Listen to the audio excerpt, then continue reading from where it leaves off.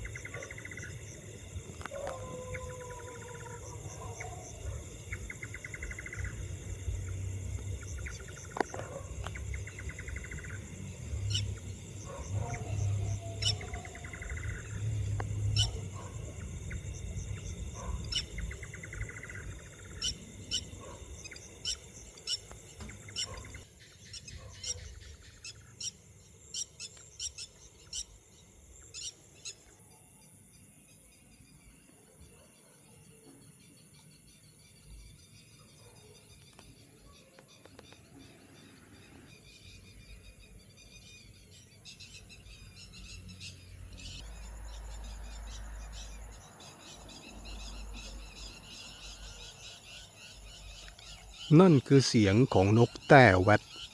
นกแต้แวด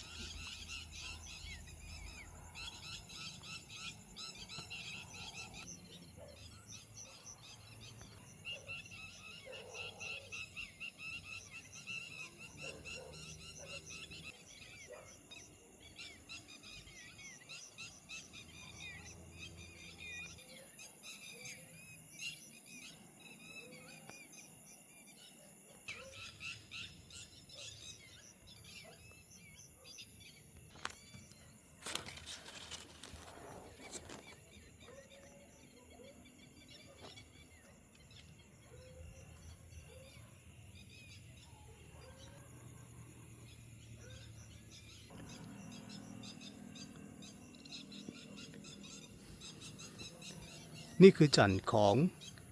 อินทผลัมต้นตัวเมียอัดว่าจันทร์แตกแล้วครับแบบนี้พร้อมผสมเกสรการผสมเกสรนั้นทำได้ทั้งกลางวันและกลางคืนแต่ว่าพรุ่งนี้ค่อยมาผสมครับที่ผสมไปแล้วกำลังพัฒนาผลอ่อน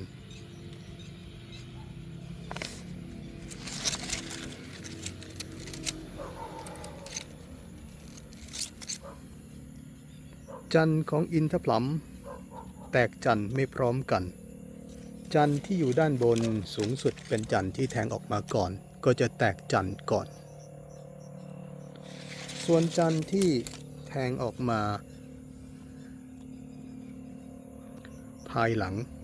ก็จะค่อยๆพัฒนาจนจันทร์แก่เต็มที่และมันก็จะแตกจันทร์แบบนี้